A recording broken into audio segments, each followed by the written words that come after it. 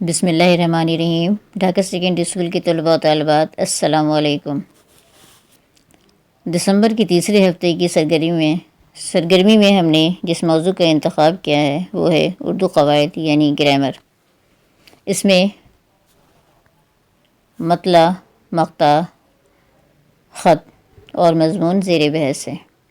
تو آئیے ہم سب سے پہلے مطلع مقطع کا فرق سمجھتے ہیں۔ مطلع کے لغوی معنی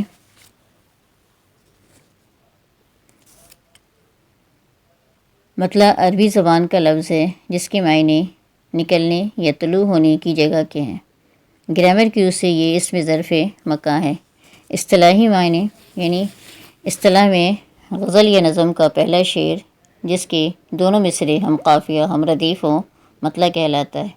میر تقی میر کی غزل کا پہلا شعر ہے، فقیرانہ آئے صدا کر چلے، میاں خوش رہو ہم دعا کر چلے۔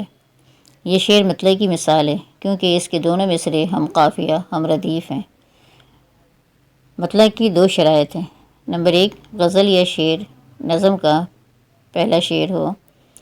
نمبر 2، دونوں مصرے ہم قافیہ ہم ردیف ہوں۔ مطلع کو غزل نقیب بھی کہتے ہیں۔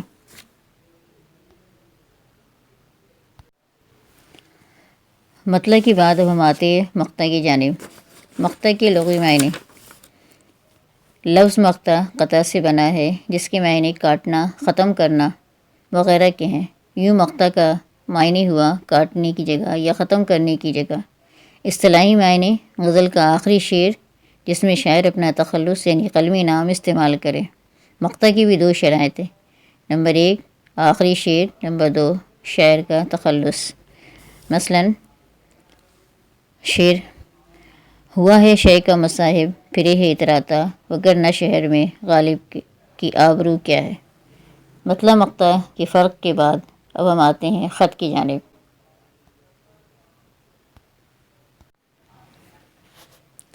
خط ہے دوست کے نام جس میں چند ایسے مسائل کی نشاندہی کیجیے جو اگر حل ہو جائیں تو پاکستان مزید ترقی کر سکتا ہے۔ کہا جاتا ہے کہ خط آدھی ملاقات ہوتی ہے، اس لیے خط اس طرح لکھا جائے گویا دو شخصیتوں کے درمیان باہم گفتگو ہو رہی ہو۔ خط کے کچھ حصے ہوتے ہیں۔ نمبر 1، لکھنے والے کا مختصر پتہ اور تاریخ، القاب، آداب، نفس مضمون، اختتام، نام، پتہ، مکتوب علیہ۔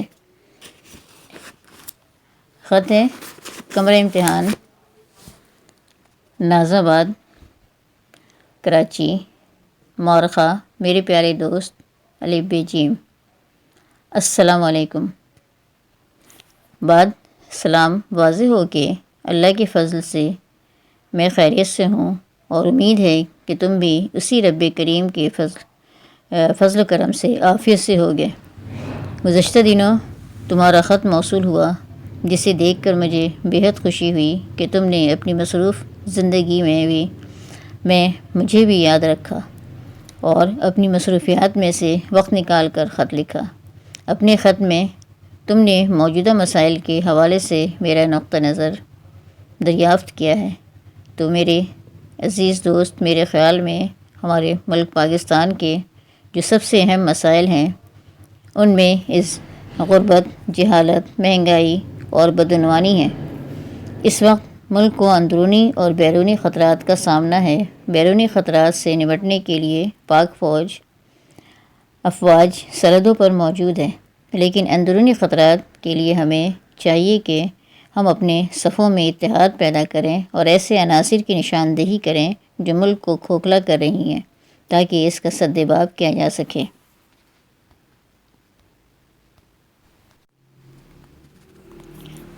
پاکستان کی ترقی خوشحالی کے لیے ہمیں ہنگامی بنیادوں پر چند باتوں پر عمل کرنا ہوگا، وہ یہ ہیں۔ نمبر 1، غربت کی وجہ تیزی سے بڑھتی ہوئی آبادی ہے، اس پر قابو پانا ضروری ہے۔ نمبر 2، غربت کی وجہ سے غریب انسان اپنے بچوں کو تعلیم کے زیور سے آراستہ نہیں کر سکتا، اس کے لیے باقاعدہ منصوبہ بندی کی ضرورت ہے۔ نمبر 3، مہنگائی کی سب سے بڑی وجہ بدعنوانی ہے۔ اس پر قابو پانا حکومت وقت کے ذمہ ہے۔ ہمیں چاہیے کہ ہم اپنا ٹیکس باقاعدگی سے ادا کریں اور محب وطن ہونے کا ثبوت پیش کریں۔ میرے پیارے دوست، ہم بحیثیت پاکستانی ایک ذمہ دار شہری بن کر ان چند باتوں پر عمل کریں گے تو ہمارا ملک مزید ترقی کی راہ پر گامزن ہو سکتا ہے۔ امید ہے کہ تم میری بات سے پوری طرح اتفاق کرو گے۔ گھر والوں کو میرا سلام کہنا۔ فقط تمہارا دوست علی بے جیم۔ اب ہم چلتے ہیں مضمون کی جانب۔ مضمون ہے حرکت میں برکت۔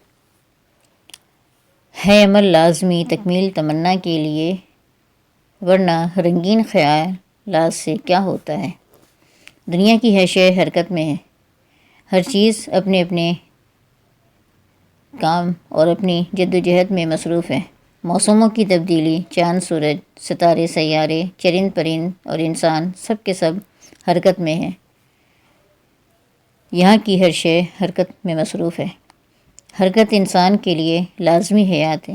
یہ ضروریات زندگی میں سے ہے، بلکہ اپنے مادی اور روحانی اغراض کو کمال کی حد تک حاصل کرنے کے لیے حرکت و جد و جہد نہایت ضروری ہے۔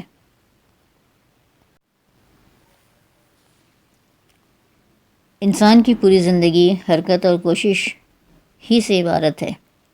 ہر کامیابی اور کامرانی کی ضمانت محنت پر ہے۔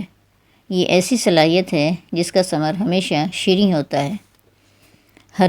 حرکت میں برکت ہے کیونکہ اس کے بغیر دین و دنیا میں کامیابی اور شادمانی حاصل نہیں ہو سکتی۔ اچھی زندگی گزارنے اور مصائب سے نجات حاصل کرنے کے لیے حرکت و عمل ضروری اور لازمی ہے۔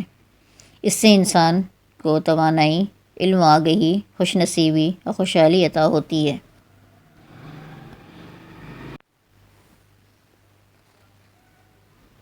حرکت و عمل ایک ایسی قوت ہے جو انسان کو فکر و اندیشہ سے آزاد کر دیتی ہے اور اس کی خوابیدہ صلاحیتوں کو بیدار کر کے معاشرے کا قابل فخر رکن بنا دیتی ہے۔ انسانی زندگی کی تمام رعنائیاں اور خوشیاں حرکت ہی میں پوشیدہ ہے۔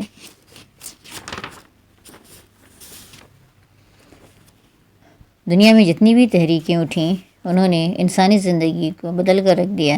اگر اسلامی تحریک پر نظر ڈالیں تو معلوم ہوتا ہے کہ قلیل مدت میں ہی دنیا میں ہر طرف پھیل گئی اور دنیا کے بڑے بڑے جاہ و جلال والے حکمران مسلمانوں کے سامنے سرنگو ہو گئے۔ حرکت خواہ انفرادی ہو یا اجتماعی، اپنے اندر ایک کرشمہ رکھتی ہے اور قوم کو عروج پر پہنچا دیتی ہے۔ جو قوم مسلسل محنت میں مصروف رہتی ہے، اللہ تعالیٰ اس کی مدد کرتا ہے، اس کی حالت اور تقدیر کو بدل کر اسے آسمان ترقی پر پہنچا دیتا ہے۔ کامیاب لوگ پیدا نہیں ہوتے، کامیابی پائی جاتی ہے، اور اس کے حصول کے لیے اپنے آپ پر اعتبار کرتے ہوئے اپنی صلاحیتوں کا بھرپور استعمال کرنا چاہیے۔ بقول شاعر، نامی کوئی بغیر مشقت نہیں ہوا، 100 بار جب عقیق کٹا تب نگیں ہوا۔ اس مختصر سی گفتگو کے بعد بیٹے یہ تمام کام آپ اپنی اردو گرامر کی کاپی پر صفائی کے ساتھ تحریر کیجیے گا۔ اگلے ہفتے کسی اور موضوع پر آپ سے بات ہوگی۔ تب تک کے لیے اللہ حافظ۔